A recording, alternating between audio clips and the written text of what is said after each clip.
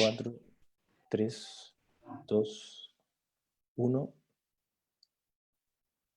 Ahí sí. Hola amigos y amigas, ¿cómo están? Mi nombre es Patricio Medina. Estamos en un nuevo programa de los días viernes, ya recurrente a las 3 de la tarde. Hoy día tenemos un gran programa. Vamos a hablar de la rehabilitación post-COVID, específicamente en adultos mayores. Y nos acompañan tres grandes invitados y invitadas. Primero presentar a Patricia Alegría. Ella es neuropsicóloga y presidenta de la Corporación Alzheimer Chile. ¿Cómo estás, Pati? ¿Todo bien? Hola Pato, bien, bien, como cada viernes, ya haciéndonos aquí asiduos a los viernes a las 3 de la tarde. Sí, ya llegamos, estaba sacando la cuenta y llegamos casi 12, este es el 12º programa, hemos hablado Wow. de distintos temas, quizás hemos hablado harto sobre lo que está ocurriendo hoy día, pero es importante la rehabilitación, no se habla mucho de eso, y tenemos a dos grandes invitados. Nos acompaña la doctora Carolina Rivera, ella es fisiatra, jefe del Servicio de Medicina Física y Rehabilitación de la Posta Central, y presidenta de la Sociedad Chilena de Medicina Física y de Rehabilitación. Carolina, ¿cómo estás? ¿Todo bien? Hola, hola, muy bien, gracias. Muy agradecida de la invitación también justamente para poder hacer estos temas de rehabilitación que son múltiples, con múltiples profesionales, no sirve de a uno. Los rehabilitadores trabajamos en equipo, así que bien. Gracias, Carolina. Y nos acompaña también Felipe González, él es kinesiólogo de cuidados críticos del Servicio de Medicina Física y Rehabilitación de la Clínica Alemana de Santiago. Felipe, ¿cómo estás? ¿Todo bien? Bien, Patricio, muchas gracias por la invitación a todos ustedes a la corporación. Muy agradecido. Gracias a ti, Felipe, y en especial porque tú vienes del turno de la noche anterior, después tienes turno de nuevo. Estamos con la primera línea del día a día de este trabajo, así que te agradecemos también porque sabemos que estás en tu tiempo de descanso y agradecemos también que la gente pueda escucharte y también los testimonios de los profesionales de la salud son súper importantes. Eh, Antes de partir, me gustaría contextualizar un poco con respecto a las cifras. Al día de hoy tenemos 231.393 personas contagiadas en nuestro país. Hoy día el reporte cifró en 6.290 los casos nuevos de contagiados. Hay un total de 35.809 casos activos y lamentablemente tenemos una cifra bastante negra con respecto a los fallecidos, 4.093 personas fallecidas. Yo estuve revisando un poco los datos también comparando con otros países y hay un dato súper interesante con respecto a la región metropolitana. Somos la cuarta región, o sea, la cuarta ciudad de contagio en el ranking mundial. Está Nueva York, está Moscú, Sao Paulo y en cuarto lugar está la región metropolitana, una cifra importante de contagio. Acumulamos 183.000 contagiados. Eh, algo que nos preocupa, que claramente está condensado en la región metropolitana y principalmente ustedes también están en ese día a día. Y para partir también, quisiera contarles que no solamente son las cifras actuales, tenemos también mucha gente recuperada, mucha gente que vive el proceso de estas 2 semanas, al parecer es mucho más tiempo, lo conversamos con Patricia también, esto que dura aproximadamente un mes, entonces todos los síntomas post-COVID son interesantes de poder conversar y también los consejos y también la opinión de ustedes. Luego de estos 14 días encerrados con poca actividad física y con todos los síntomas que existen, el cansancio, la pérdida de masa muscular, es relevante poder conversar sobre esto.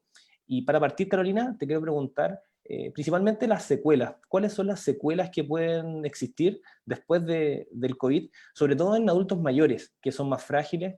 Se dice mucho que esto hay gente que es asintomática, que son los más jóvenes, pero también puede ocurrir que gente más joven pueda tener síntomas y también tener secuelas bastante complicadas post-COVID, y en específico también los adultos mayores. Cuéntanos un poco sobre eso.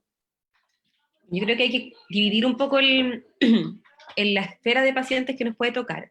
Efectivamente, yo creo que ya el confinamiento, el estar sin salir, en el fondo, incluso en aquellos pacientes que no han presentado enfermedad, generan en el fondo ciertas consideraciones tanto psicológicas, bueno, ahí la Pati nos puede hablar un poco más, y también musculoesqueléticas, y no podemos salir a hacer deporte, no podemos salir ni siquiera a caminar, porque ya en el fondo mucha gente tampoco tiene el deporte tan incorporado dentro de la rutina, pero sí salir a pasear al perro, a comprar a la esquina.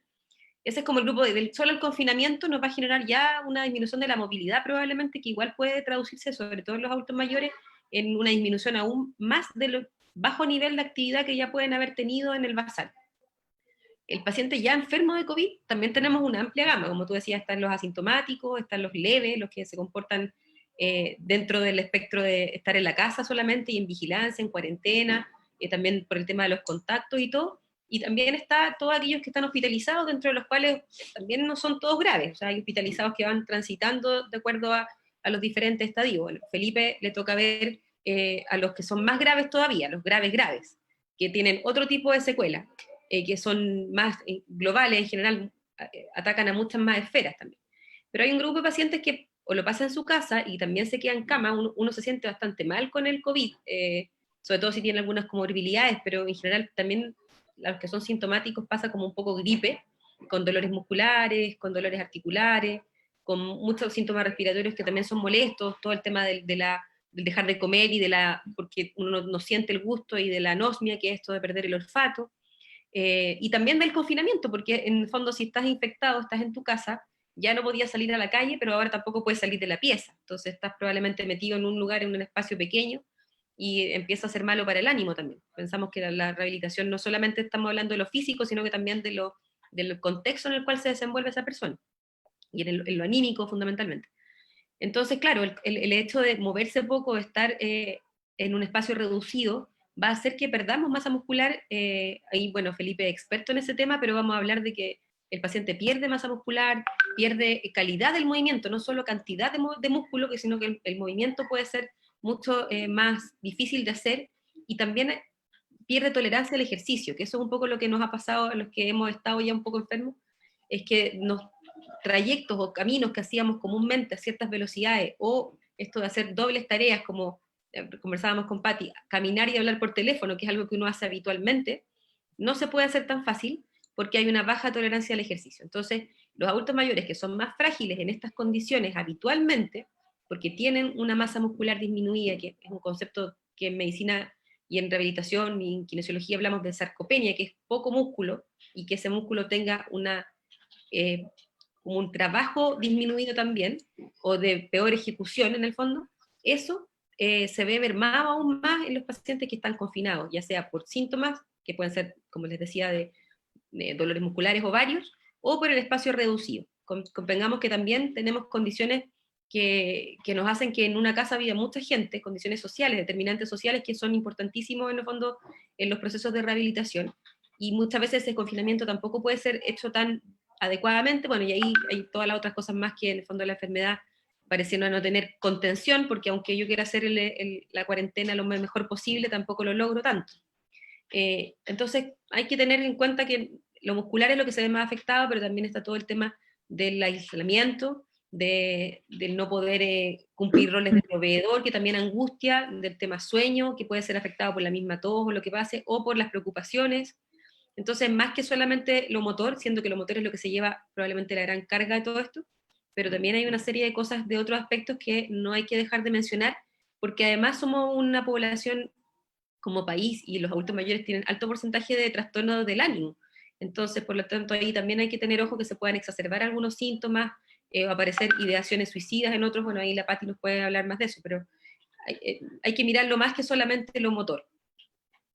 Importante, Carolina, porque te escuchaba y pensaba en esto que tú decías de quizás las cargas que vienen desde antes, o sea, la mala alimentación, la poca masa muscular, que en este contexto claramente se ven más expuestos.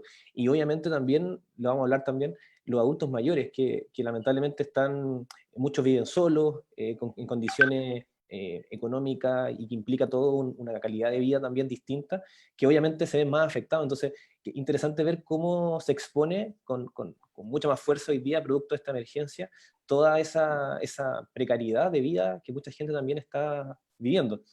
Y sobre el tema motor, Felipe, un poco lo conversaba también con Carolina, los trastornos motores y finalmente que pueden existir post-COVID. ¿Cuáles son los principales trastornos que se han visto con mayor frecuencia, específicamente en adultos mayores, y principalmente cuáles son esas secuelas que pueden ocurrir? Y también vamos a estar hablando de esas recomendaciones post-COVID. Mira, estoy totalmente de acuerdo con lo que mencionaba Carolina. Hay un trasfondo previo a lo que es la pandemia, y que bajo la definición de la OMS de actividad física, que es, de alguna manera, sedentarismo se define como realizar menos de 150 minutos de actividad física a la semana, intensidad moderada o intensidad vigorosa menos de 75 minutos. Que es un límite bastante bajo en realidad, y que probablemente en los siguientes años ese límite se ponga un poco más exigente. Bajo esa definición, en Chile aproximadamente un 85% de la población son sedentarios. Entonces, cuando llega la pandemia, ya estamos enfrentados en un problema bastante grande, donde se suma la mala alimentación, se suma la desnutrición, hay mucha obesidad infantil también. Entonces, es un tema cultural que nos hace estar poco preparados de alguna manera para recibir una pandemia donde, además de la pandemia, está lo que genera el virus. O sea, hay que separar también el efecto de la pandemia, del aislamiento social, de los efectos del virus en los aspectos físicos, por ejemplo, o los aspectos cognitivos, los aspectos mentales, de salud mental. Eso tal vez no está muy bien estudiado hoy, y en particular yo no estoy cercano a pacientes post-hospitalarios, después de la alta hospitalaria, sino que pacientes de UCI. Pero genera bastante preocupación, en particular en los adultos mayores, que dependen del movimiento. O sea, muchas de sus patologías, las fracturas de caderas, que son por caídas, y esas caídas vienen por trastornos del equilibrio, trastornos de debilidad muscular, de pérdida de masa muscular, y ahora eso se está exacerbando. Probablemente las fracturas de caderas sean muy prevalentes cuando termine la pandemia, o tal vez ya están comenzando a ocurrir. Y otros problemas que pueden aparecer con el detener la actividad física basal. Entonces, claro, hay algunos reportes personales particulares, y esto varía persona a persona, que han estado contagiados con este virus, la fatigabilidad. Y los pacientes o las personas adultos mayores tienen mucha tendencia a la fatigabilidad por su fragilidad, son pacientes frágiles. Y asociado a eso, si la obesidad y las conductas sedentarias son muy prevalentes en Chile, es bastante preocupante lo que puede ocurrir.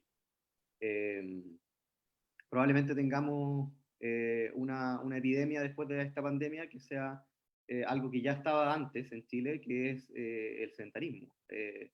Y todo lo que sea actividades que consuman baja energía, se determina como conducta sedentaria. Estar sentado, estar acostado, eso es conducta sedentaria, y son las posiciones en las que estamos la mayor parte del día ahora, sobre todo ahora. Estamos haciendo todo online, lo que mencionaba Carolina también. Entonces, súper preocupante. Lo importante es tratar de evitar la conducta sedentaria, más que realizar actividad física. Una de las recomendaciones también de la OMS y más reciente es evitar la conducta sedentaria, que es distinto, no es un espejo, no es lo contrario. Salir de la conducta sedentaria. Si llevo mucho tiempo sentado, si llevo mucho tiempo acostado, moverme, activarme, y esa recomendación para los adultos mayores sería bastante cercana también. Sí. Qué importante lo que nos mencionas, porque un poco lo que ya conversábamos, toda esta carga previa, sedentarismo, obesidad, mala alimentación, nos va a dejar posiblemente consecuencias futuras. Y también está el tema psicológico. Y aquí vamos a conversar con Patricia sobre los trastornos psicológicos que pueden verse post-COVID. Bueno, la Patricia nos contó también que un programa que estuvo contagiada, lo viviste en carne propia. Pati, cuéntanos un poco cómo lo viviste y cómo también lo estás viendo tú con estos pacientes post-COVID, para todo el proceso que se viene, que quizás también va a ser súper importante, y de cosas también que podemos tomar hoy día para prevenir, que lo vamos a estar conversando en el bloque 2. Está en silencio, ahí sí. Ahí sí. Creo que algo Ahora sí. súper importante que dice Carolina, y es que efectivamente, primero, nuestras tasas de depresión y ansiedad en Chile son una de las más altas en América Latina. Tenemos tasas del 17-18% en ansiedad y depresión, mucho más marcada en mujeres que en hombres. Alrededor del 10% de mujeres tiene depresión, un 2% en hombres, por lo tanto hay una diferencia bien marcada en que los cuadros depresivos son mucho más prevalentes en mujeres. Las mujeres vivimos más, por lo tanto hay más adultos mayores, mujeres, y eso nos da una base sobre el cual efectivamente frente a esta pandemia, como en otros capítulos lo hemos trabajado, que hay niveles distintos. Primero es el confinamiento, donde estamos todos, donde el aislamiento social, el aislamiento físico, ¿cierto?, nos limita, el teletrabajo nos lleva el trabajo a la casa con un montón de roles que cumplir. Entonces la verdad es que claro, ese es un nivel que ya estamos viviéndolo todos, la mayoría, desde marzo, desde el 3 de marzo, que se define como el primer caso en Chile. Y ya después, bueno, ya otro nivel es tener COVID y ser asintomático y tener que vivir el COVID, ¿cierto?, en tu casa, con los 14 días que tienes que estar dentro de la casa, con restricciones bien rígidas al interior de la casa también para mantener el aislamiento, y eso efectivamente va aumentando, o sea, genera muchos más factores de aumento de los cuadros depresivos y ansiosos, o sea, sobre la base que ya traíamos, agregamos además una serie de componentes que hacen que efectivamente aumenten los cuadros ansiosos, o sea, de hecho, la ansiedad, generalmente en Chile hay una asociación entre ansiedad e irritabilidad. En Chile hay el 25% solamente de las personas que tienen depresión y ansiedad consultan. O sea, 1 de cada 4 pacientes que tienen depresión y ansiedad van a consultar. Por lo tanto, la tasa de consulta es muy bajita. Y en general, cuando la gente consulta por ansiedad, es cuando está irritable, o sea, cuando casi tira el computador o le pega a alguien o casi lo está echando del trabajo. ¿Por qué? Porque somos muy somatizadores de la ansiedad, no somos tan verbales en la ansiedad, no nos damos cuenta inicialmente cuando estamos empezando a ser ansiosos y a lo mejor verbalizar, conversar con alguien, sabes que me cuesta dormir. Entonces, eso le da un basal también a nosotros como sujetos que efectivamente estamos mucho más vulnerables. Si además le agregamos toda la cosa de incertidumbre que significa vivir un COVID, con toda la hiperinformación, ¿cierto? Que no hay ventiladores, que el sistema está saturado, que no sé si me voy a complicar, que a lo mejor me podría complicar o no. Entonces, la verdad que agrega un componente bastante más complejo de vivir. Los pacientes hospitalizados, ya los que se complican, ¿cierto? Que es un poco lo que no hemos conversado en estos programas, es que efectivamente algunos de ellos que van a estar en ventilación mecánica, sabemos que hay una serie de trastornos, y de hecho los trastornos neuropsicológicos, como trastornos en la atención, trastornos, ¿cierto?, en las funciones ejecutivas, que son las funciones más complejas, van a estar sedados también, entonces lo más probable es que se confundan. Los pacientes adultos mayores hacen con bastante frecuencia delirium cuando están intubados, por lo tanto van a estar bien confusos. Esa confusión a veces se mantiene muchísimo tiempo después de ser sacados de ventilación mecánica. Entonces la verdad que la rehabilitación posterior también es bastante más larga en muchos adultos mayores. Y si le agregamos todo el estrés postraumático que significa una vivencia de tanta incertidumbre, ¿cierto?, donde no estar tan vigil en lo que me está pasando porque voy a estar sedado, también agrega, ¿cierto?, una serie de sintomatología posterior que en el adulto mayor se hace mucho más complejo, o sea, no tienen acompañamiento familiar, o sea, una de las restricciones que hay en todos los servicios que no puede entrar la familia a verlo, que para nosotros como equipo de salud, con la CAR, Felipe, trabajamos en una unidad de rehabilitación y la familia para nosotros ha sido súper importante que entre a la UCI, que entre al intermedio, porque ellos nos ayudan a contener, a orientar, a acompañarlo durante la noche. Y esas instancias actualmente no las tenemos. Entonces, la verdad es que, claro, es un adulto mayor que vive un proceso de enfermedad solo, a veces en unidades de UCI, de intermedio, con mucha incertidumbre. Y además, que me ha tocado ver esta semana que regresé a la clínica, además le va agregando que también muchas veces se contagia a la familia completa. O sea, en esta semana me ha tocado ver un par de personas que efectivamente están ellos, está su señora, su suegra murió el fin de semana, su suegro murió el fin de semana, por lo tanto, además han tenido que vivir un proceso de duelo dentro de su propia enfermedad y además hospitalizados. Entonces han tenido que ver, ¿cierto? El funeral de su suegra, por ejemplo, por tablet. Entonces la verdad que es una situación que se nos va a hacer cada día más frecuente, donde efectivamente los procesos de reparación son bastante más complejos, porque cuando uno pierde a alguien, al menos tiene la posibilidad de ir a despedirse, y el proceso de despedirse es un rito bien importante en las fases de duelo, que no va a estar en este tiempo, o que lo vamos a tener que hacer de otra manera también. Entonces yo diría que, claro, es un panorama donde significativamente, si los equipos de salud no trabajamos en esa línea, de hecho, toda esta semana hemos estado en hartas reuniones para ver cómo, ¿cierto?, acompañar más a los pacientes, que los pacientes tengan conexión con los familiares de alguna manera. En la clínica alemana, por ejemplo, ahora están haciendo lo de las cartas, que los familiares les escriban cartas a los familiares que están hospitalizados. Tiene que ver con esto, con no destruir los vínculos que son más cercanos, porque también también la reparación tiene que ver a nivel familiar. O sea, imagínate, toda la familia hospitalizada, cada uno con sus propios niveles de angustia, angustiados por los otros, y además después nos tenemos que reencontrar. Y en ese reencuentro muchas veces algunos de nuestros familiares no van a estar. Entonces, la verdad es que complejiza bastante, y yo te diría que por eso es tan importante prevenir y hacer conductas de alguna manera de reparación súper precoces. Sí. Qué importante, Pati, lo que tú nos cuentas sobre esto, porque lo estamos viviendo, quizás todavía no lo magnificamos, pero es un poco difícil la tranquilidad que hay que tener, pero también los cuidados y estar consciente de la realidad. O sea, no tenemos que tampoco que sobrealarmar, pero sí estar consciente y la tranquilidad de poder tener y tomar esos cuidados. Bueno, antes de seguir, les cuento que estamos transmitiendo para La Voz de Maipú, nuestros amigos de La Voz de Maipú, con harta gente conectada. Estuve leyendo también algunos comentarios de preguntas para la Fundación León en Tucumán, Argentina también, y lo invitamos al último bloque donde vamos a estar ahí respondiendo algunas preguntas para que ya las puedan escribir y las vamos a estar leyendo. Les quiero preguntar ahora sobre las ayudas, las recomendaciones y las indicaciones que podemos dar a nuestros amigos y amigas que nos están viendo para este proceso ya post-COVID con respecto a diferentes temas.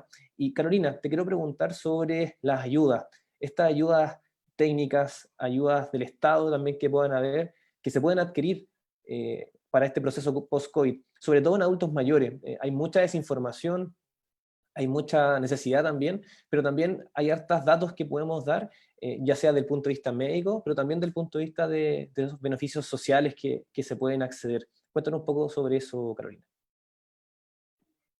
Bueno, desde el punto de vista, me está llamando por teléfono, entonces, cosas que pasan en vivo.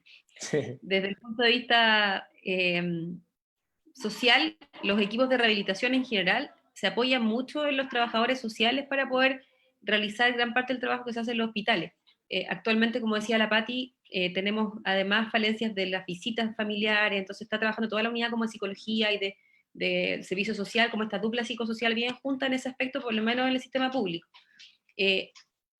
Con respecto a las ayudas técnicas, existen varios programas en el fondo del Estado, o sea, el GES incluye dentro de uno de los programas GES, el GES 36, que es el de órtesis y ayudas técnicas, a las órtesis sobre los pacientes sobre 65 años, en el fondo, que requieran una ayuda técnica para algún trastorno de la movilidad o ya sea prevención de alguna complicación, por ejemplo, el uso de colchones antiescaras, en las sillas de ruedas estándar, bastones, andadores, todo eso está incluido dentro de lo que uno pudiera solicitar en un paciente que tuviera alguna limitación del movimiento, pero estamos hablando de los pacientes sobre 65 años.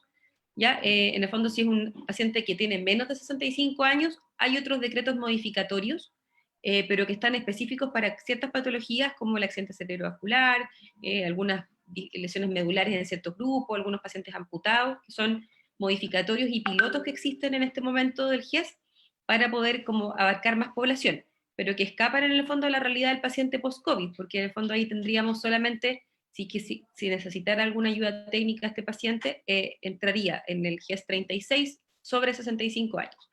¿Cómo se prescriben las ayudas técnicas en general? La prescripción la puede hacer un médico, la puede hacer un kinesiólogo, la puede hacer la idea es que la haga la prescripción, el sugerir en el fondo qué ayuda técnica requiere. El formulario, la parte administrativa, es un formulario que debe llenar el médico. Ahora, lo ideal es que esto se trabaje en forma multidisciplinaria, o sea, que se converse el kinesiólogo con el terapeuta ocupacional, el médico, y se puede llegar a un acuerdo de cuál es la mejor ayuda técnica que se requiera, se rellena el papel, que es una cosa administrativa del GES, y después, dependiendo de cada lugar, entra a generarse un flujo de información que depende, como te digo, de cada lugar, pero que lo que tiene que hacer es que esta ayuda técnica en los hospitales generalmente están solicitadas a principio de año por una programación, no presencialmente, pero sí disponibles para poder obtenerlas. Y muchas veces también se obtienen en la atención primaria, que es un gran referente importante también en los lugares en todo Chile. O sea, la APS nos ayuda un montón en todo lo que significa también entrega de ayudas técnicas. Entonces este formulario, este papelito con una receta pegada, uno la lleva y dependiendo si es en el hospital o en la atención primaria, en el consultorio que le corresponde, van a hacer en el fondo entrega de esta ayuda. ¿Cuáles son? En general, los colchones antiescara, los cojines antiescara, las sillas de ruedas estándar. La silla de ruedas en general uno debiese prescribirla en consideración a cada paciente. La que se entrega es de un tamaño como el que le hace al 85% de la población, o sea, la que está disponible para la mayor cantidad de la gente. Pero si el paciente es muy obeso o el paciente es muy flaquito, probablemente va a quedar un poco peor posicionado que en una silla de ruedas que fuera a la medida. Pero algo es algo. Los andadores, pueden ser con ruedas o sin ruedas, y los bastones, que son canadienses, sorry por la bulla, pero estamos en la posta central. No te preocupes. Los bastones canadienses y los bastones ingleses, en el fondo los de apoyo. Todas esas cosas están dentro de las cosas que se pueden pedir dentro de este programa de ayudas técnicas, y ahí hay que vincularse siempre, como les decía, con el equipo de rehabilitación, con el servicio social, porque es imposible no trabajar en conjunto con el equipo. Ahora, desde el punto de vista de cómo organizar la rehabilitación a posterior, yo creo que ese es un gran desafío que tenemos, porque los servicios de rehabilitación en su mayoría están convertidos a atención de pacientes COVID, por lo tanto las instalaciones, los espacios físicos están ocupados en eso, y también el personal. Así que probablemente un poco lo que decía Felipe, se nos va a venir una ola de pacientes que van a requerir algunas acciones de rehabilitación, no solo del hospitalizado más complejo, sino que también en la atención primaria. Y no olvidar que hay una serie de patologías que siguen pasando, siguen habiendo accidentes vasculares, siguen habiendo accidentes, mucho menor medida en el fondo por el confinamiento y la cuarentena, y también por el toque de queda. Por lo tanto hay una cantidad menor de accidentes de tránsito, y probablemente tengamos menos traumatismo encefalocraniano, menos lesiones raquimedulares, pero van a seguir llegando de todas formas. Por lo tanto, existe un grupo de pacientes con alta discapacidad que vamos a tener que seguir abordando de alguna forma, y que en este momento están quedando un poco rezagados porque estamos convertidos todos a pandemia. Eso lo dice la OMS. La OMS dice que los principales servicios que te pasan a pérdida, por así decirlo, son los servicios de rehabilitación. Y bueno, tenemos que volver a recuperar en el fondo lo que ya tenemos, y ahí es muy importante no solo, como digo, el trabajo de los hospitales, sino que también de la atención primaria, con los centros de salud de rehabilitación, los CCR que existen, y de toda la fisiatría hospitalaria, en el fondo ambulatoria, que también ve pacientes en todo Chile. No tanto, nosotros somos 200 y algo, 230 fisiatras en Chile, por lo tanto somos poquitos, pero cada vez se está llenando más los hospitales también, pero eso es para el grupo de grandes discapacitados en general y de pacientes con dolor crónico no oncológico. Hay un gran porcentaje de los pacientes que se atienden en la atención primaria, y ahí tenemos a todo el grupo de kinesiólogos y de terapeutas ocupacionales que trabajan en esta área, que hacen un trabajo fundamental. ¿A ti? Claro, yo te quería hacer una consulta. Una de las preguntas bien recurrentes que nos hacen es si el catre clínico está incorporado dentro de estas ayudas técnicas, y por otro lado, un paciente, por ejemplo, que está en un programa de fragilidad, ¿puede pasar, por ejemplo, a un programa de postrados después de, por ejemplo, estar intubado por COVID?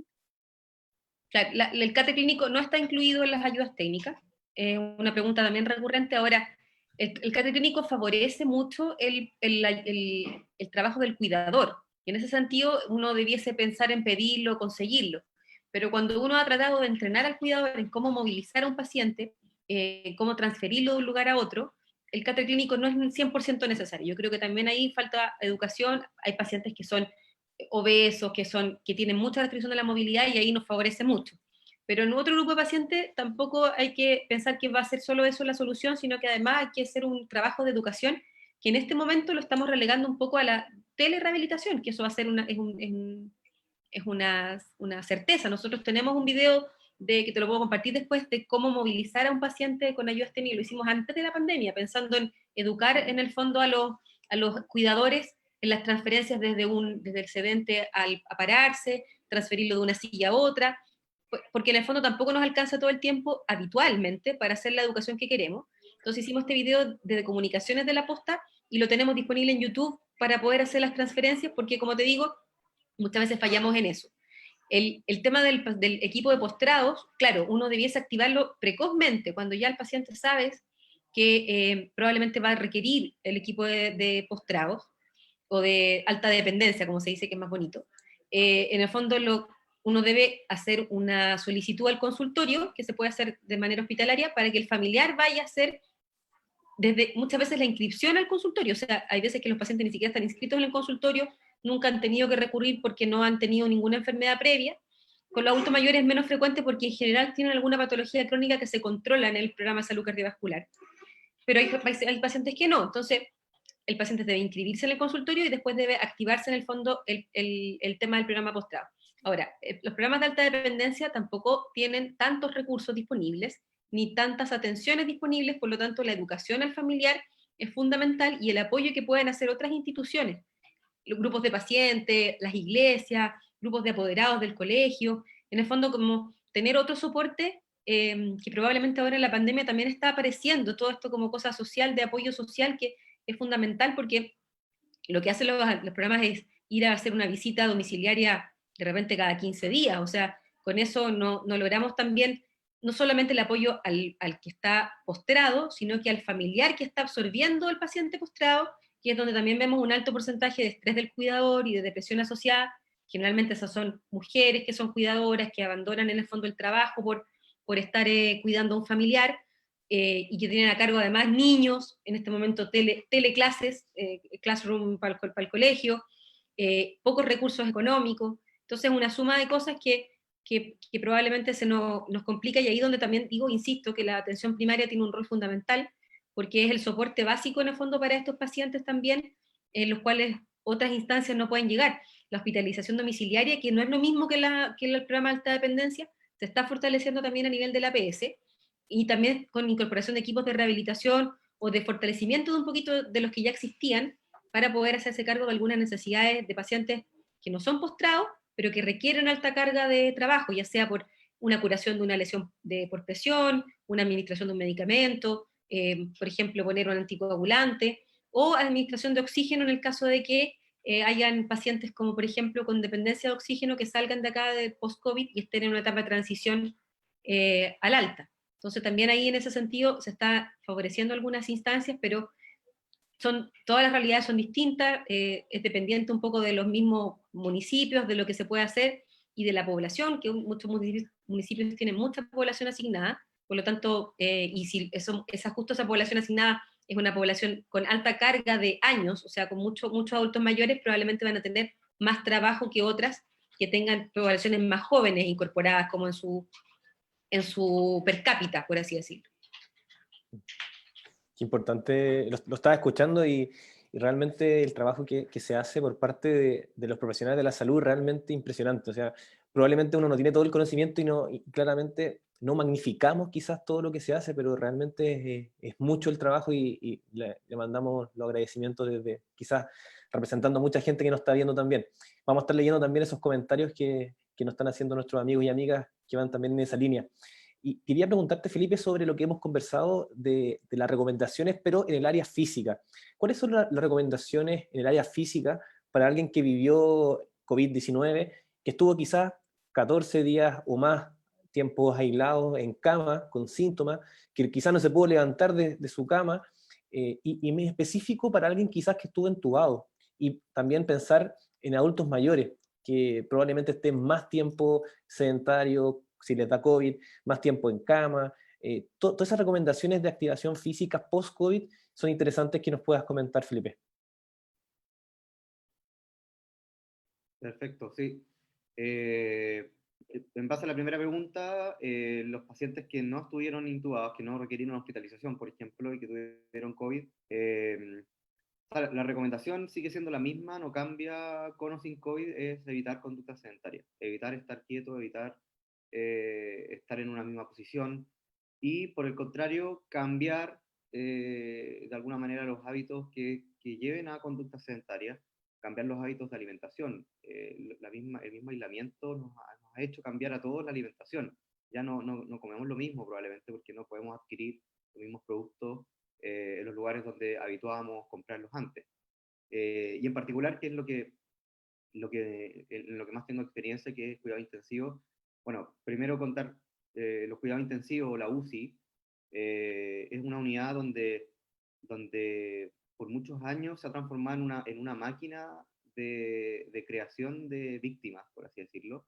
Es una máquina que constantemente está sacando víctimas de los cuidados intensivos, no solamente de la patología que lo llevó a los cuidados intensivos, sino que el haber estado en cuidados intensivos, que involucra corticoides, sedación, drogas, etcétera, reposo prolongado, eso por sí ya se está considerando una enfermedad que es la enfermedad crítica, ¿ya?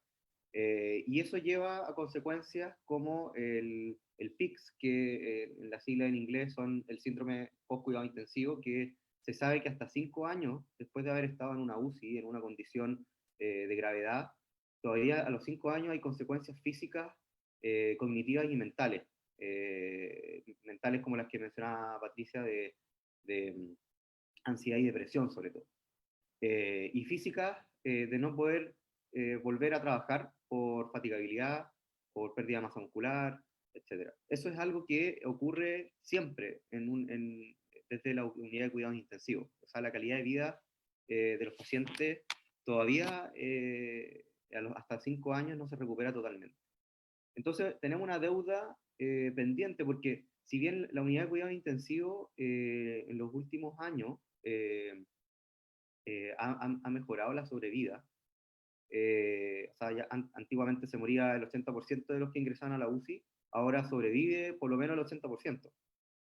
Y eso es algo súper positivo, pero que ese 80% sale muy mal, egresa muy mal, y este síndrome post-cuidado intensivo no solamente está escrito para el paciente, sino que para la familia, el PICS-F, o el PICS Family, que también involucra a la familia. Y ahora en pandemia, imagínense que por no tener contacto directo con la familia, no poder tener relaciones, visitas frecuentes todos los días, esto se exacerba aún más y los resultados son desconocidos.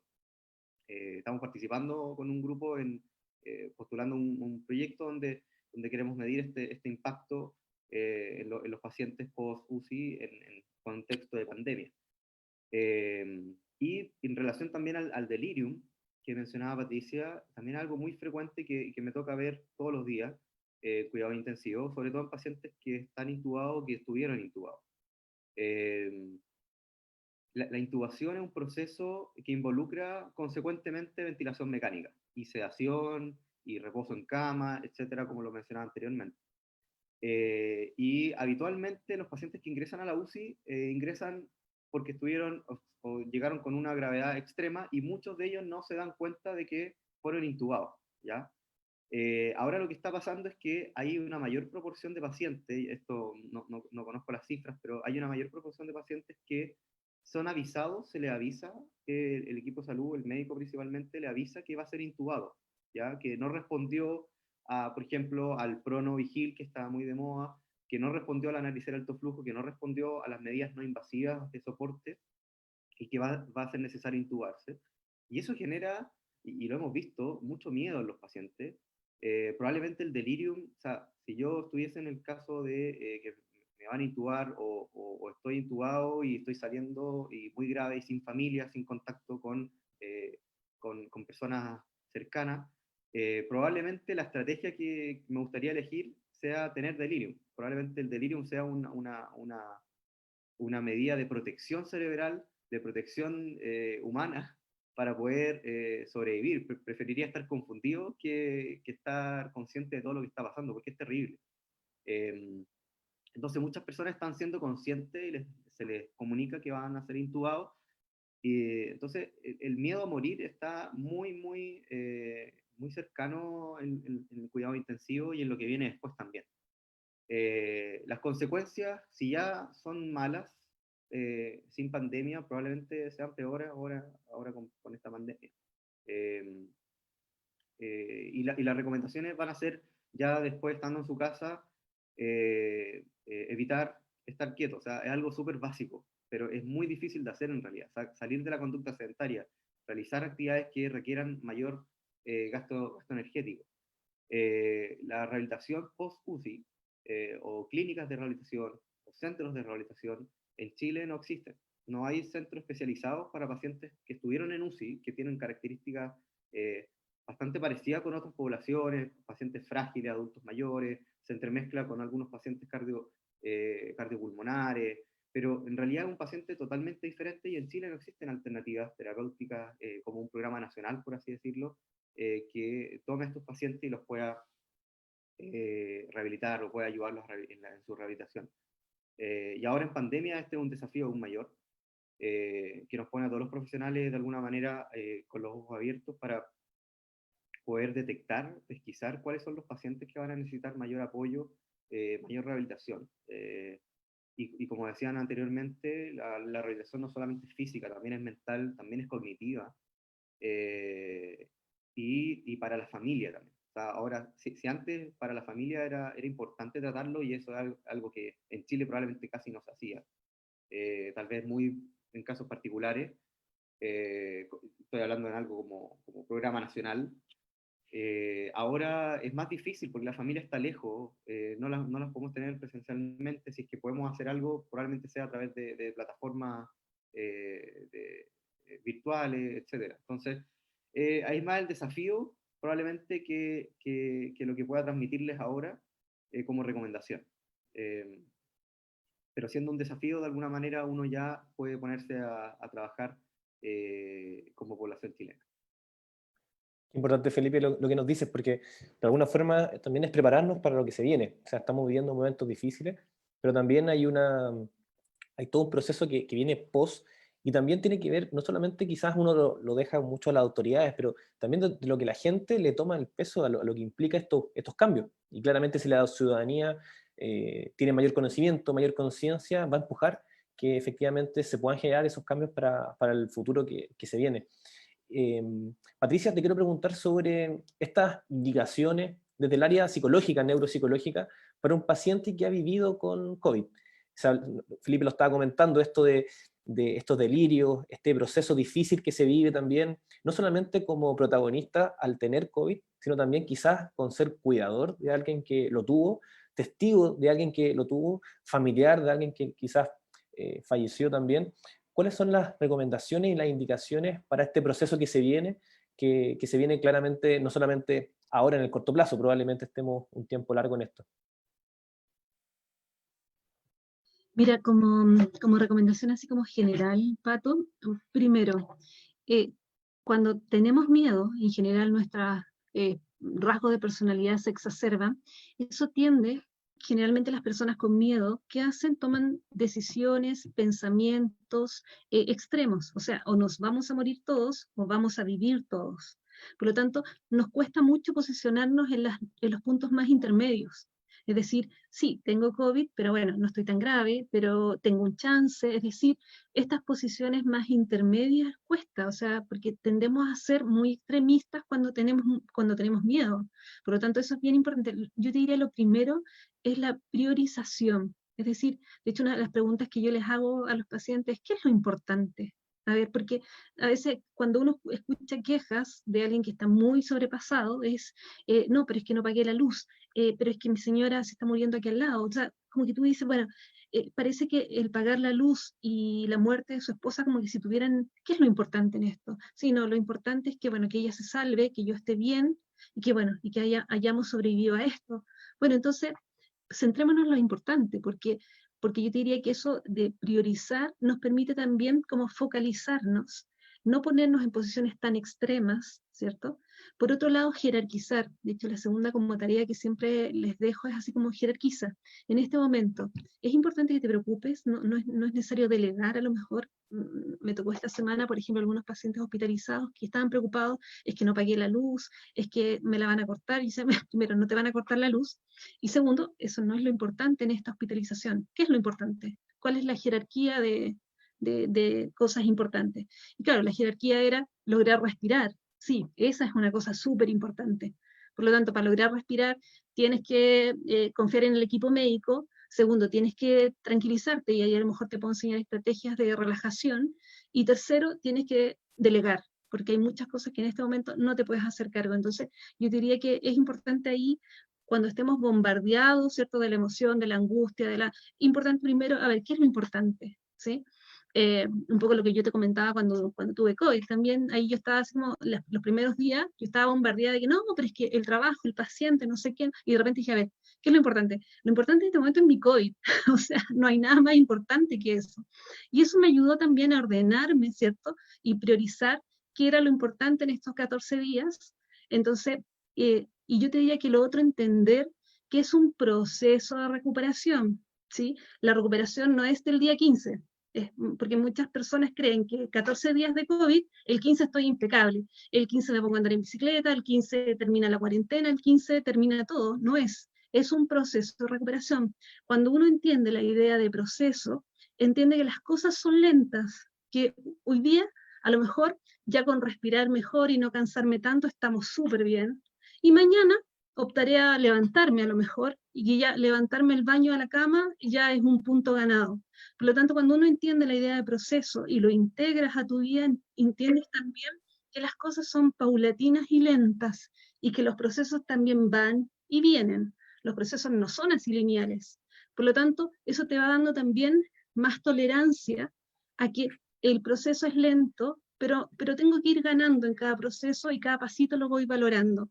Y por otro lado, ¿qué es de recuperación? Que en este proceso de recuperación no me puedo sobrecargar de cosas, no puedo volver a tomar del día 15 todas las cosas que yo hacía. Por lo tanto, es importante entender esas dos cosas. Y esta recuperación, por un lado, es en el plano físico. Efectivamente, tengo que cansarme menos, tengo que empezar a hacer actividades físicas, ¿cierto? A tolerancia. Es emocional, es decir, cuáles son los daños en esto que yo cuando terminó mi COVID, de repente me di cuenta que mi hija me dice, mamá, estoy súper deprimida. O sea, ella usa escalas, ¿eh? Pero me dice, de escala de 0 a 10, estoy en un nivel 7. Y dije, chuta, estás con alta escala. Y me dice, sí, lo que pasa es que 14 días que yo sentí que que te ibas a morir, 14 días en que no te pude tocar, 14 días que no tuve mamá. Entonces, el proceso de recuperación siguiente fue que yo ya empezara, ¿cierto?, a levantarme, a hacer otras cosas, pero también a contenerla a ella. Y entonces empezar a jugar, empezar a ver películas juntas, empezar a abrazarla. Entonces, también es emocional. Entonces es importante ahí que mi recuperación también tiene que ir en ese plano. Y por otro lado, familiar. O sea, la reestructuración familiar aquí es central. O sea, en esta semana me ha tocado ver 2 familias completamente destruidas porque 2 o más familiares de la misma familia, ¿cierto?, murieron. Por lo tanto, me estoy recuperando del COVID, pero además tengo que empezar a reestructurar mi familia con los nuevos integrantes. Y eso implica también entonces que una de las cosas que somos súper expertos es evadir. Cuando tengo pena, no cuento mi pena para no revivirla. Eso es el peor error. Cuando yo no cuento mi pena, ¿sí?, cuando yo no lo converso, de hecho conversar significa versar con otros, o sea, hacemos un verso en común, ¿sí? La conversación nos ayuda a resignificar las cosas, a mirar de otra manera, y no evadirla. O sea, el que no lo conversemos no significa que yo me curé, significa que yo lo voy tapando nomás. Y eso implica que yo lo reexperimento. Y cuando alguien cree que yo evado, sino evado conversar de lo que me pasó, evado conversar de las emociones que me produjo, yo reexperimento cada vez y además lo puedo ir reexperimentando de forma distinta. No duermo, aparecen mis sueños, me dan más pesadilla, hay un ruido como de UCI, ¿sí?, y yo inmediatamente hiperreacciono. Entonces, la hiperreactividad, fíjate que es un síntoma bastante característico de lo que Felipe hablaba, de los síndromes post-UCI, ¿sí?, de los síndromes de estrés postraumático. O sea, yo hiperreacciono frente a un estímulo que mejor no tendría ninguna significancia. Entonces, es importante ahí darse cuenta de todas estas reparaciones que tienen que haber después de un COVID, y por otro lado de los síntomas, o sea, reconocer cuáles son los síntomas, si estoy más lábil. Yo la primera semana les decía a todos, estoy llorona, así que no me cuenten, y si lloro, dale, cobíjenme nomás, pero estoy llorona. Por lo tanto, la labilidad emocional es algo bien frecuente, porque el temor a complicarte, el temor a la incertidumbre, el temor a lo que viene, el temor es una cosa que se instala y que obviamente no puede dejar a nadie sin secuela. Importante, Patricia. Estamos conversando ya en este último bloque de los distintos efectos de lo que puede generar esta pandemia, pero también de lo que viene para adelante. Tú lo decías muy bien desde tu testimonio, incluso personal, cómo lo viviste y cómo se viene estos primeros días después ya de estar recuperado. Ahí estamos todos, tenemos preguntas y hartos comentarios. Por temas de tiempo probablemente no los pueda leer todo y tampoco quizás todas las preguntas, pero vamos a tratar de condensarlas. Un poco también en la línea de que Felipe pueda descansar, tiene turno hoy día, también Carolina está ya desde la posta central ahí en la primera línea, le agradecemos también su trabajo porque, como lo mencionaba, probablemente uno lo escucha, lo ve en televisión, pero cuando escucha testimonio, ahora por ejemplo, me pasa mucho, realmente uno dice que el trabajo que se hace es impresionante, no lo magnificamos, quizás con el tiempo vamos a valorarlo mucho más. Tenemos hartos amigos conectados, amigas conectadas, de Mental Friends de Panamá. Saludos desde Panamá. Gracias al equipo de la corporación por la invitación. Silvia Serrentino, saludos desde Uruguay. Liliana Rejas, desde Lima, Perú. Ana Covarrubias nos manda saludos, muy buen tema, muchas gracias por compartir. Tenemos alguna pregunta que voy a juntar dos para que podamos responder. Marcela Lizama nos dice, mi sobrino tiene 26 años, tiene que tener alguna precaución, ya terminó su cuarentena y el médico le mandó a hacer un examen de sangre. Dice que todavía sigue con dolores musculares de cabeza y aún no siente los olores y no le encuentra sabor a las comidas. Quiero unir esa pregunta con otra más para Carolina. Esta pregunta tiene que ver quizás con temas de prevención. Erika Morales nos dice, en su casa, ninguno ha tenido COVID, pero quiere ir a visitar a su hija. Ella tiene una bebé de 4 meses y se han cuidado mucho del primer día, pero tiene dudas de si ir. Dice que tiene miedo, que la pueda contagiar y que necesita un consejo sobre eso. Carolina, te quiero preguntar sobre esas dos cosas. Este joven de 26 años que al parecer ya cumplió su etapa de cuarentena, pero todavía sigue con estos síntomas. ¿Eso es normal? ¿Cuántos son los tiempos normales o las recomendaciones que le podemos dar a ella? Y también esto de esta niña que quiere visitar a su hermana, pero tiene miedo porque tiene una bebé de 4 meses. Mira, con respecto a la primera pregunta, como decía Patti, tampoco, no es de un día para otro, así que probablemente lo que le tomaron debe haber sido otro examen de PCR o quizá el tema de los anticuerpos para evaluar cómo es el estado inmunológico, o si que todavía sale la PCR, que es el diagnóstico en el fondo positivo, no. Los dolores musculares probablemente no representan una gravedad del cuadro y tengan que ver, ya pasado el tiempo como más como problemático en el fondo los primeros 14 días, probablemente también con lo que mencionaba Felipe de estar en sedentarismo, estar acostado, que es lo que uno tiene que hacer cuando se siente mal en el fondo, no hay mucho que hacer con eso. Así que yo esperaría en el fondo igual el consejo de los exámenes que aparezcan y quizá partiría un poco de a poco, porque pasa mucho que uno tiende a querer volver al mismo ritmo que tenía antes. Él tiene 26 años, así que me imagino que su ritmo era bien elevado, trabajar, probablemente hacer deporte, no sé, ojalá, y ahora no va a poder volver a hacerlo todo. La fatigabilidad y la poca tolerancia al ejercicio también aparece en los pacientes jóvenes, por un tema de haber estado en reposo y también el compromiso en el fondo respiratorio que ocurre.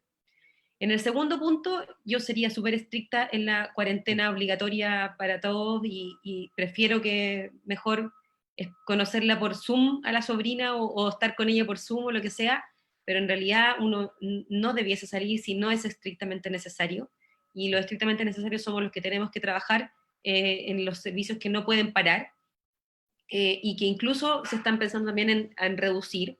Yo creo que los permisos tienen que ser para las cosas que son absolutamente necesarias, como insisto, ir a trabajar en servicios que no pueden parar y, no sé, salir, supe que los redujeron, ahora ya no son 5, pueden ser 2 nomás en una semana. Creo que es la forma, tenemos que favorecer el confinamiento porque estamos con demasiados pacientes, muchos, o sea, yo salgo a la calle, vengo en la mañana y los autos vienen, creo que ha bajado, pero no como al principio, entonces siento que es muy importante el confinamiento. Por favor, de no ser necesario, las visitas en este momento están absolutamente en el último lugar lo que podemos hacer. Nadie duda del cariño de nosotros y de nosotros con nuestros familiares. Hay otras formas de estar presente, pero el contacto físico entre personas que no se han visto, por favor, no. En ningún caso, o sea, a menos que sea estrictamente necesario. Sí, qué importante lo que tú dices, Carolina, porque sido testigos quizás incluso de amigos, conocidos, que al parecer también están no respetando estas medidas extremas que tenemos que tomar el peso. O sea, realmente vemos cómo esto no para, porque no hay conciencia, porque también dentro de las medidas que se han tomado quizás también fueron muy tardías, pero también un tema de la ciudadanía. Entonces, para nuestra amiga le recomendamos que se aguante un poco, que no lo No, el haga. autocuidado aquí es fundamental, o sea, Sí, es como, hay que ser conscientes de que en el fondo no podemos salir, o sea, el tema de la fiesta, todo eso, eso es menor en general, ocurren, son hechos, son como claro, focos, aislado. Sí, pero la movilidad que no ha disminuido como queremos que disminuya, estando en cuarentena completa de la región metropolitana, y lo que decías al principio, de estar en el peor ranking del mundo en este momento, que está dentro de las 10 ciudades y entre las 5 ciudades que más contagio ha tenido como ciudad, como conjunto. O sea, no son solo los rankings los que tenemos que estar, y eso depende también del autocuidado, de no salir sí. cuando no sea necesario, y ojalá minimizar las salidas que sean necesarias también. O sea, si va a tener que ir al supermercado, porque hay que hacerlo, tratar de concentrar todo lo que se pueda en una salida.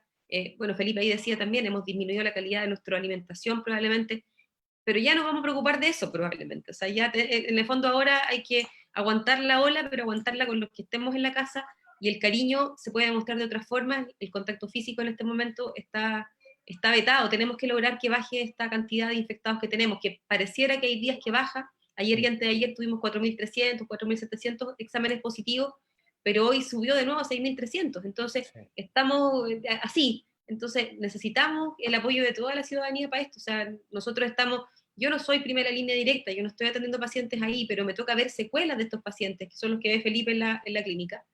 Yo también trabajo en la clínica, entonces también veo esos pacientes. Y acá tenemos una población enorme de pacientes haciendo seguimiento funcional, casi 200 pacientes que ya han pasado por la unidad de paciente crítico, solamente con COVID. Entonces, nos viene una cantidad de gente que después no vamos a hacer que bajar los contagios para que no se contagie más gente, y también para soportar esta ola de pacientes que vamos a tener que rehabilitar. No vamos a dar abasto.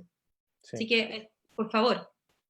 Le doy la palabra a Felipe al tiro y también hacer un comentario sobre eso, sobre este fin de semana, el Día del Padre. Me tocó ir a dejar una receta, algo importante ahora que nosotros estamos generando como corporación, para el Día de la Madre, hace un mes atrás.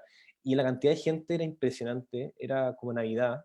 Realmente me quedé súper impactado y un poco anticipándome a esto que se viene el fin de semana. Ojalá que la gente tome la opción de conectarse vía remota, los que lo puedan hacer o por teléfono, que no salgan de sus casas, porque probablemente podamos tener un nuevo pic en el lunes, producto de esto con retardo, puede ser en 2 semanas más, pero vamos a tener mucho colapso en los sistemas de salud. Y Felipe, te quiero preguntar también sobre eso, que nos puedas comentar, un poco tú estás ahí en el día a día, lo estás viviendo, lo estás viendo, la cantidad de personas que está ahí, lo mal que se pasa también. Cuéntanos un poco sobre eso, porque realmente es importante tomarle conciencia a lo que conversaba también con Carolina. Sí. Quería decir un concepto en realidad que puede ser un poco cliché, pero con lo que decía Carolina se me vino al tiro a la cabeza que tal vez en estos tiempos, probablemente ahí Patricia también puede complementar y puede corregirme, pero más que preocuparnos hay que ocuparnos estando en la casa, porque la preocupación no va a llegar a nada, solamente más estrés, más ansiedad, más depresión. En los que ya estaban al borde de la depresión ahora se gatilla mucho más rápido. Y eso nos hace que, desde el punto de vista kinesiológico, disminuir la actividad física, porque la actividad física, de alguna manera, tengo que tener motivación para hacerla. No existe una magia.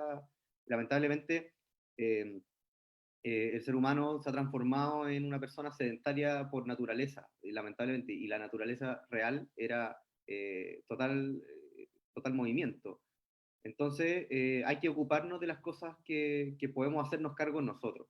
Y por otro lado, también para transmitirle un poco de tranquilidad a todos, el COVID o la enfermedad que lleva a los pacientes incluso más graves a la UCI, no es una enfermedad tan desafiante para los intensivistas, no, para los que trabajamos en cuidado intensivo, no es una enfermedad, o sea, en UCI estamos acostumbrados a ver pacientes incluso más graves, no son los pacientes más graves, pero lo preocupante en este caso y lo ocupante a la vez es el volumen de pacientes, ¿ya? Y eso lo podemos disminuir haciendo lo que decía Carolina, de minimizar las visitas, minimizar el contacto social, aunque es muy necesario el contacto social, ojalá lo podamos restablecer lo antes posible, pero ahora no se puede, no se debe en realidad, sí se puede, pero sí no se debe. Y en cuidado intensivo, como les decía, es una patología tan desafiante. Los que fallecen probablemente, probablemente hubiesen fallecido por otra enfermedad similar, pero estamos en un contexto también de pandemia. Entonces, las personas que están falleciendo probablemente no es por el COVID, sino que es por la pandemia. Es porque hay mucho volumen de pacientes y eso involucra lo que ya sabemos de menos personal, menos calidad en la atención, menos profesionales que estén pesquisando diferentes aspectos de la evolución del paciente, menos contacto con la familia y todo lo que conlleva a ello. En muchos casos, como decía Patricia, han fallecido más de un integrante de la familia en 3 días, han fallecido. Hay pacientes que han estado, hemos vivido parejas que han fallecido también con alguna diferencia de 3 a 4 días. Y esas personas, o sea, las familias que son las que quedan muy afectadas. Pero probablemente estas muertes están siendo más por la pandemia, como decía, que por el coronavirus, por el COVID. Entonces transmitirle un poco, entre comillas, tranquilidad de que si le da COVID, lo importante es que se cuide, y para evitarlo, de alguna manera, evitar el contagio, evitar o sea, promover el aislamiento social. Sí. Ya nos estamos despidiendo, yo sé que ya tienen que ir a hacer sus labores, Felipe tiene que descansar también, tiene turno de noche. Vamos a leer lo último, le pedimos disculpas también quizá a las preguntas que no pudimos responder, pero nos vamos a ir despidiendo leyendo algunos mensajes que nos manda nuestro amigo. Dice: saludos y cariños, gran tema, de mucha ayuda, Pamela López. Saludos desde Tucumán, Sandra Ivonne, muy interesante la charla. Muchas gracias, dice señora Julia también, que participa con nosotros. Noemí Medina, ella es la presidenta de AIB Iberoamérica. Excelente descripción de situaciones y recomendaciones muy útiles, necesarias para tener en cuenta. Se agradece especialmente, Patricia y colegas, muy claros los profesionales. Saludos y muchas gracias por la información. María Eugenia Tagle. Muchas gracias. Saludos desde Costa Rica, Cecilia Ruiz.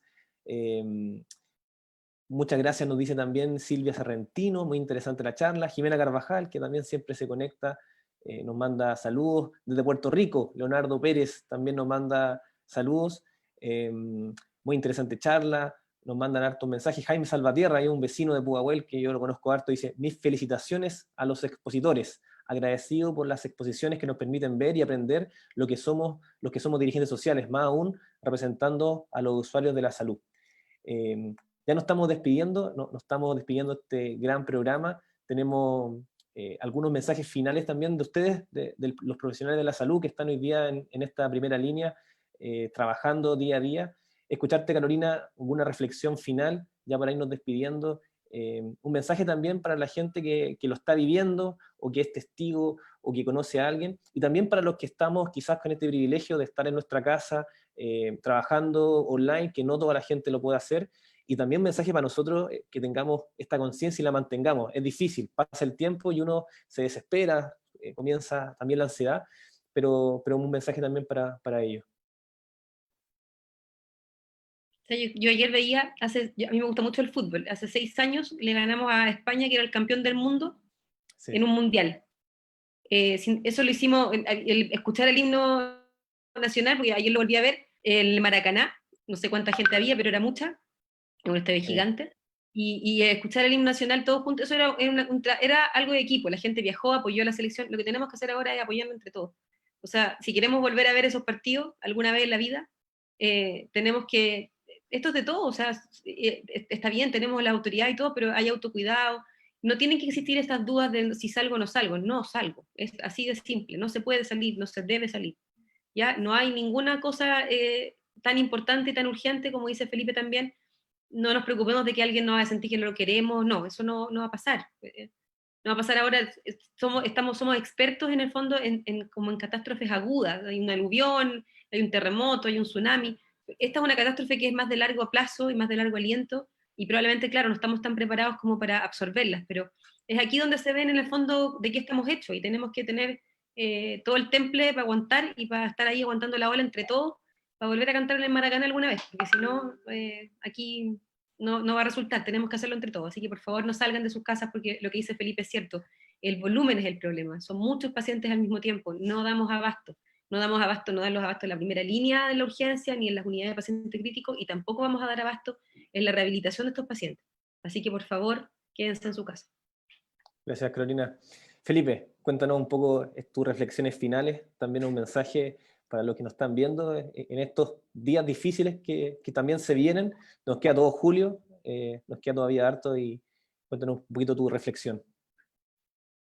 No, bueno, como kinesiólogo también promover lo que les mencionaba anteriormente, promover la actividad física, evitar estar quieto, sobre todo en estos tiempos. Y si antes ya era un desafío, ahora lo es más, pero los beneficios van a ser bastante importantes para prevenir las consecuencias de los meses que quedan, que todavía sabemos que queda bastante, por lo menos un par de meses más. Y reforzar un poco también las medidas de protección personal a la población general en general.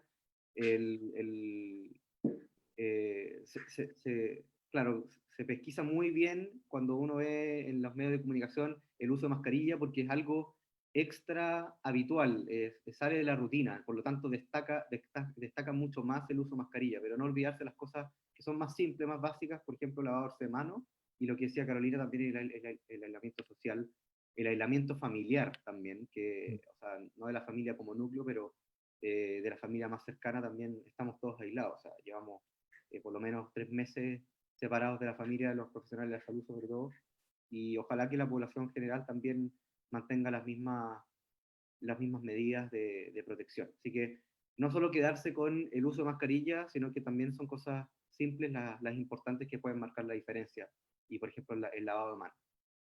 Muchas gracias, Felipe.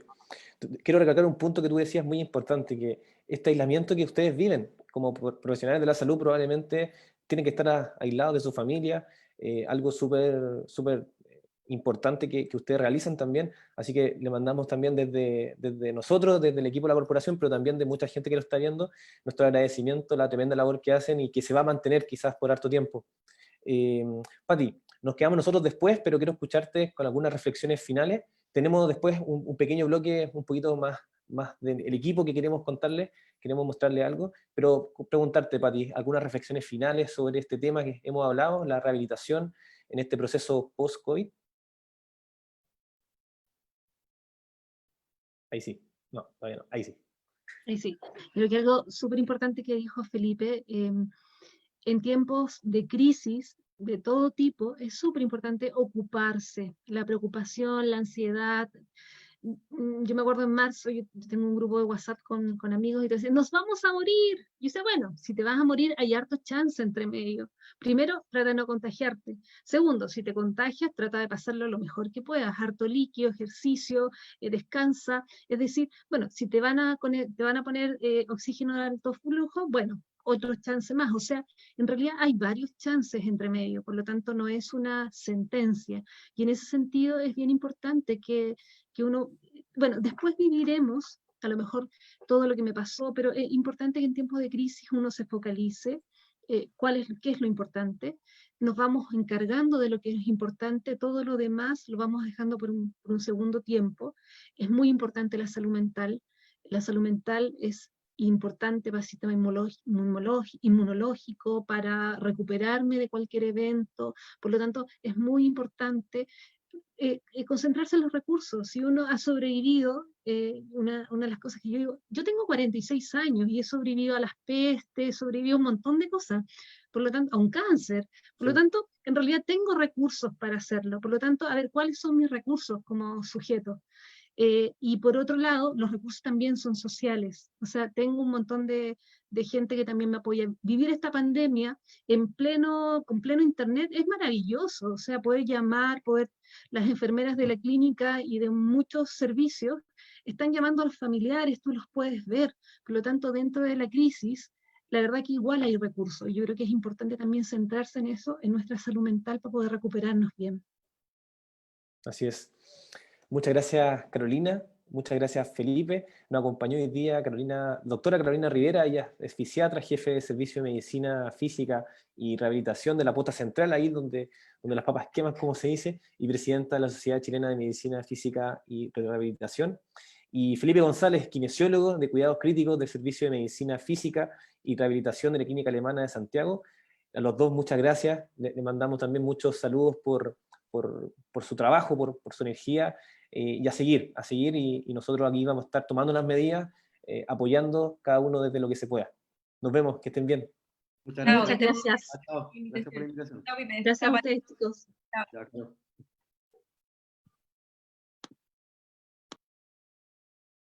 Pati, nos quedamos los dos, tenemos que contar una noticia triste, pero de todas formas queremos hacer este homenaje o este recordatorio a un miembro importante de nuestra corporación, don Edgardo. Cuéntanos un poco, mientras yo proyecto un Sí, pequeño homenaje don sobre... Edgardo, bueno, nosotros tenemos un centro de día. Don Edgardo estuvo asistiendo a nuestro centro de día por un año con su familia. Él falleció en el día de ayer y se me aprieta la garganta decirlo, Sí. porque creo que nos estamos llenando de pérdidas, y nosotros, cuando decidimos irnos como Corporación Alzheimer Online, sabíamos que la vuelta no iba a ser con todos, ¿sí? Y yo creo que anoche, cuando lo supe, me llené de tristeza de que Gardito no estuviera con nosotros.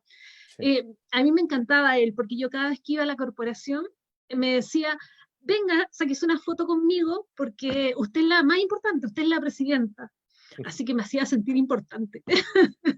Y cada vez que me veía, él quería sacarse una foto conmigo. Así que, Edgardo, te mandamos abrazos para el cielo, te queremos profundamente, te recordamos profundamente, y sabemos que los recuerdos fueron los que se fueron olvidando, pero el cariño que nos tenías a nosotros, a la escuelita, porque él decía que nuestro centro de día era la escuelita, y a Patricio, que es nuestro preparador físico del centro de día, también decía que el profe que más sabe. Entonces, la verdad que a él le encantaba ir al centro de día, nosotros éramos felices también de tenerlo. Yo me saqué cantidad de fotos con él, así que, Edgardo, para él, para su familia, lo que nos duele más es no poder estar, ¿cierto?, acompañando a la familia presencialmente, y por eso queríamos tener este momento, porque queremos acompañar a la familia virtualmente, a su hija, a su señora, y hacerle este recordatorio a nuestro gran Edgardo.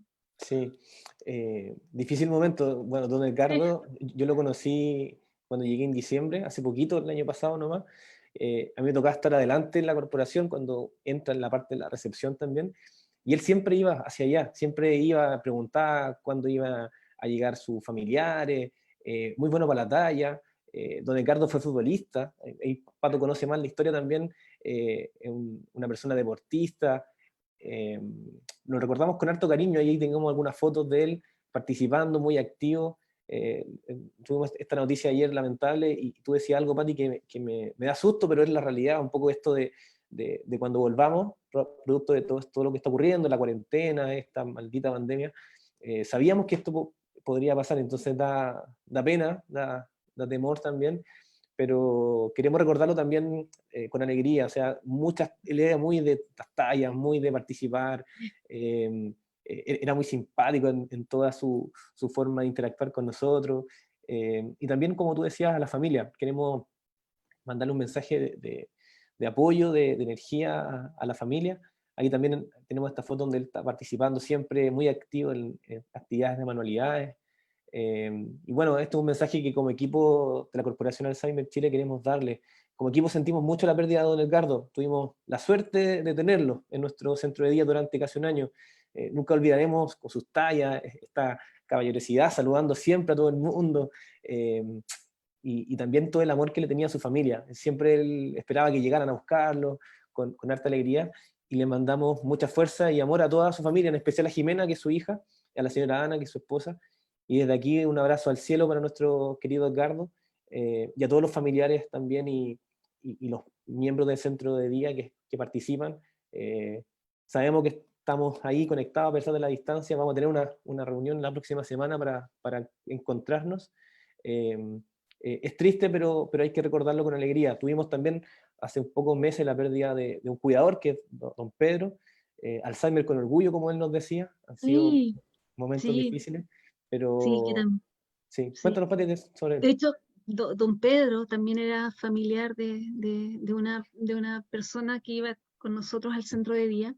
Y él también, yo lo fui a ver a la Postal Central cuando estaba ya más grave, y él me dijo, quiero que haga una chapita. Bueno, en realidad él me pidió una cosa más, una piocha, así un poco más elegante, pero no teníamos mucho dinero, así que hicimos una chapita. Y él me dijo, tiene que poner en la chapita Alzheimer con orgullo. Y le dije, don Pedro, le juro que vamos a hacer una chapita con Alzheimer con orgullo. Bueno, y sacamos nuestra línea de chapitas con la foto de él y con esta frase que él me dice unos días antes de morir. Así que para don Pedro, para don Edgardo, que son los que están en nuestros recuerdos, o sea, nosotros somos sus recuerdos. Muchas gracias a Jimena, a la señora Ana, que son su familia, por darnos la posibilidad maravillosa de haber conocido a don Edgardo, de haber conocido a don Pedro. Ellos se quedan para siempre en nuestros recuerdos, y un abrazo enorme y virtual para ellos, para acompañarlos también en este proceso. Sí.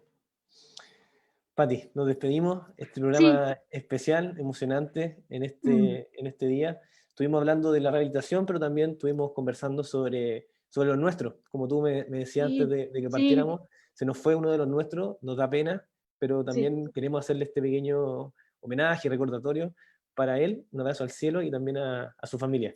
sí. De hecho, cuando te dije, necesitamos quedarnos porque tenemos que despedir a los nuestros. Esto es parte de los ritos que uno tiene que hacer de despedida. El llorar es parte del rito de despedida. Así que, Edgardo, eras uno de los nuestros, don Pedro era uno de los nuestros, así que aquí estamos alineados porque a los nuestros hay que despedirlos. Sí. Así que abrazos y cariños al cielo. Nos vemos, Pati. Nos vemos en un próximo programa, en un próximo live. Recordemos los miércoles a las 3 y los viernes a las 3, conversando sobre distintos temas. Un beso. Te quiero. Nos Besos. vemos.